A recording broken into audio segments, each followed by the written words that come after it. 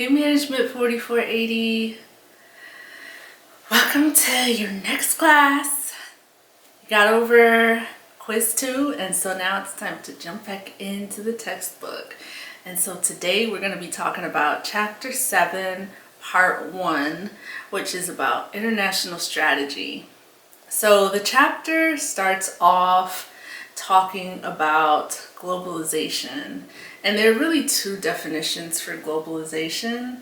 It is the fact that we are engaging in economic exchange across different countries, but it also speaks to the fact that we're becoming more similar across the globe. So our norms and values are becoming increasingly similar as time passes by. And I'm sure you can imagine this as people who grew up on social media, and so the same things that you're watching on social media and on Netflix are the same things the 20-somethings in India and in South Africa are watching as well, versus 50 years ago when maybe these groups weren't exposed to the same things. And so our norms are becoming more similar. So we're engaging in economic exchange and we're becoming more similar. Hence, we are becoming a more globalized globe. So our friend Michael Porter, who developed so many of the things that we're learning this semester, also developed a framework related to international strategy, and it's called the Diamond of National Advantage. And the Diamond of National Advantage seeks to explain why some countries and their industries outperform others. So Michael Porter is saying that there are 4 elements that contribute to this outperformance. And so that includes factor endowments, it includes demand conditions, related and supporting industries, and firm strategy, structure, and rivalry. So in terms of factor endowments, Michael Porter is basically talking about the natural resources and the human capital available to these countries. And so that includes specifically land available. That includes financing, capital available to these companies, and then obviously labor, the people.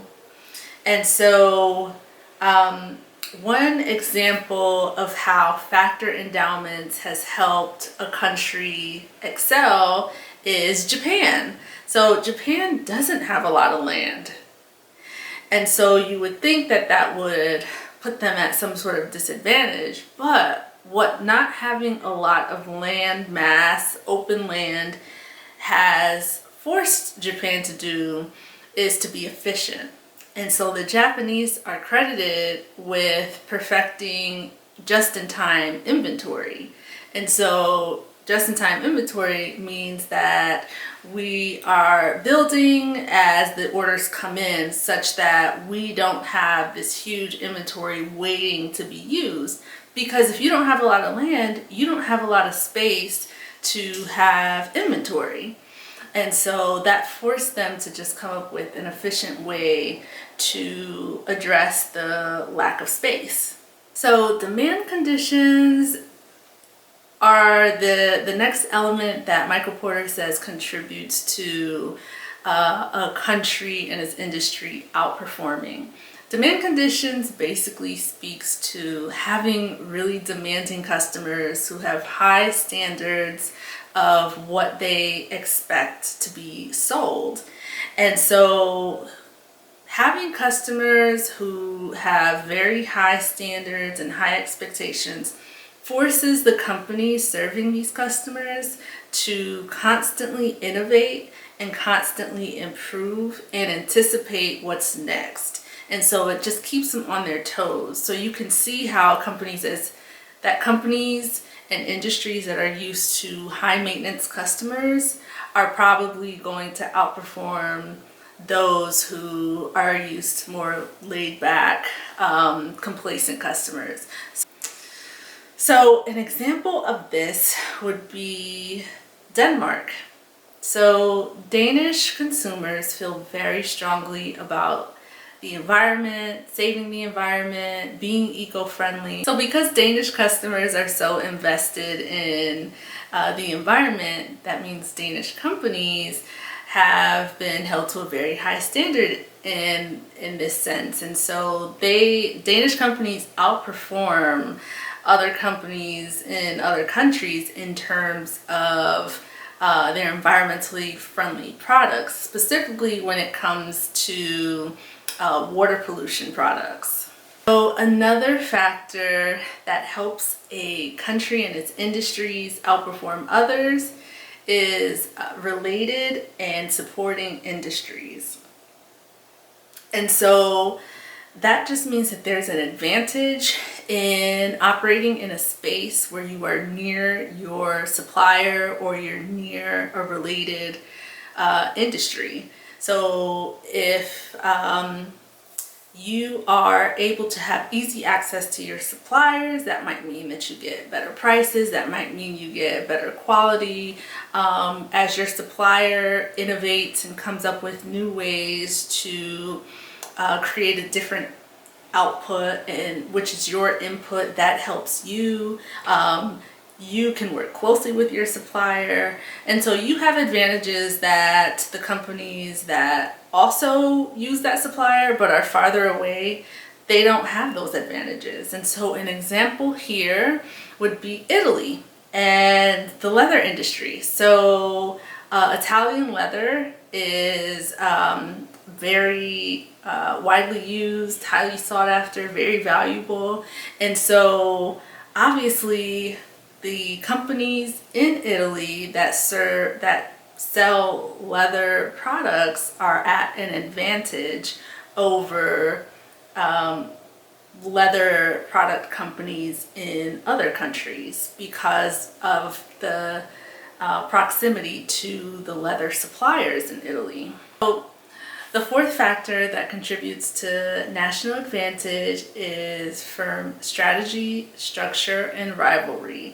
And so this just speaks to the competition that these firms face within their own countries, and the idea that if you come from a country where you're operating a business and intensity of rivalry is really high in your industry within your country, that sort of intense rivalry will force you to find ways to be better and do better.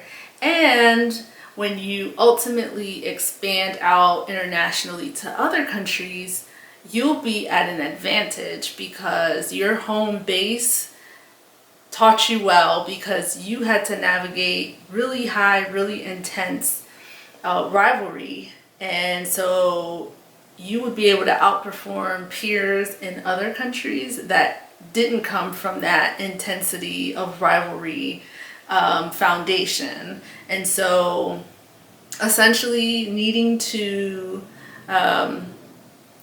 work hard to overcome rivalry in your home country sets you up to outperform once you expand to other countries. When you decide to expand internationally, of course, now you have new markets to sell your product and services to, but there are risks associated with this international expansion. And so your book highlights 4 categories of risks associated with international expansion. So the first category of international expansion risk is political risk. And so that is essentially the concern that the rule of law in whatever country you're moving into might be unstable. There might be social unrest, maybe riots.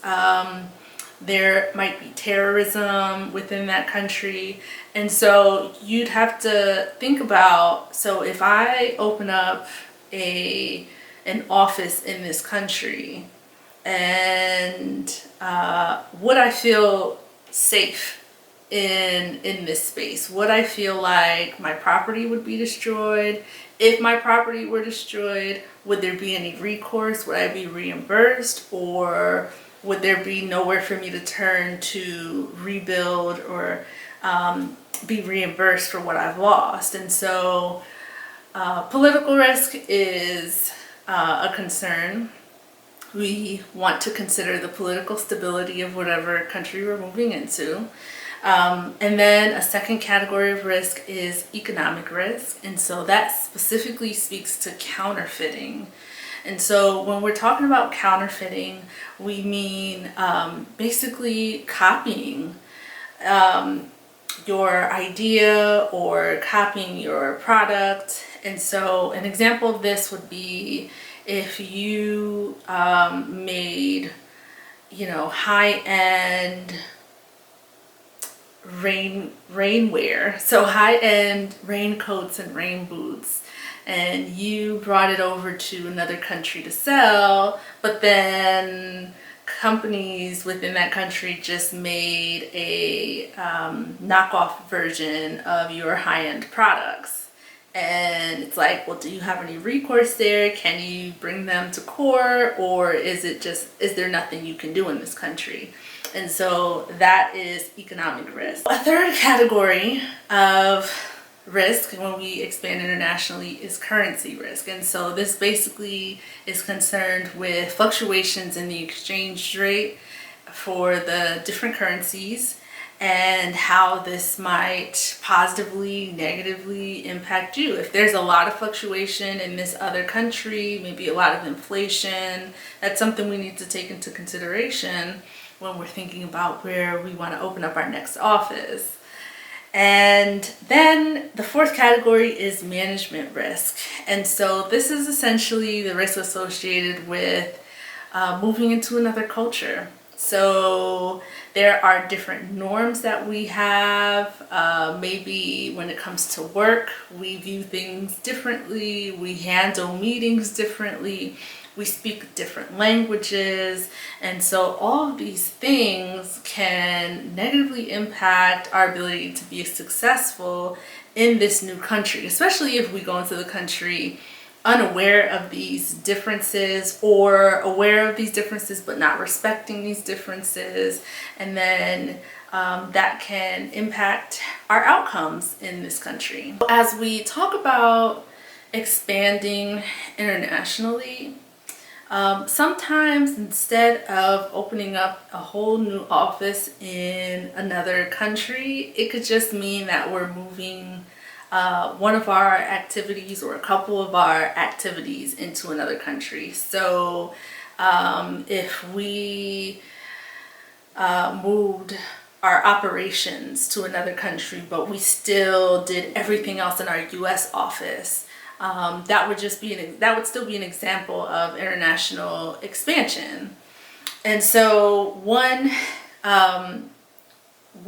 way we expand internationally, just in terms of shifting an activity, would be offshoring. And so that is essentially when we open up another facility in another country to carry out an activity there, but that is our facility, and that office is just meant to take care of this activity because it's less expensive to carry out that activity in that country. Another one is outsourcing, where we are asking another company to take care of a certain activity for us. So we used to carry out this activity ourselves, but now we're going to pay somebody else to do it for us, maybe because it's less expensive for them to do it than for us to do it. And so it becomes outsourcing and offshoring when the other company we ask to carry out the activity is also an international company. And just remember that with offshoring, it's still our company. We're not asking another company to do it. We've just decided to open up another facility internationally. Okay? I hope that makes sense. So given that we're talking about expanding internationally, I wanted your next steps activity to have the same theme. And so here I want you to think about which country you're gonna expand to. And I give you 3 options. And so it's Nicaragua, St. Lucia, and Portugal. And so in thinking about the risks associated with international expansion, I want you to develop an infographic. And in this infographic, I want you to give us an outline of what these different risks, these different international expansion risks would look like in one of these 3 countries. So pick your country and then you'll make an infographic about this country highlighting the risks associated with international expansion. Okay, so that is it for today's class, and I'll see you next time.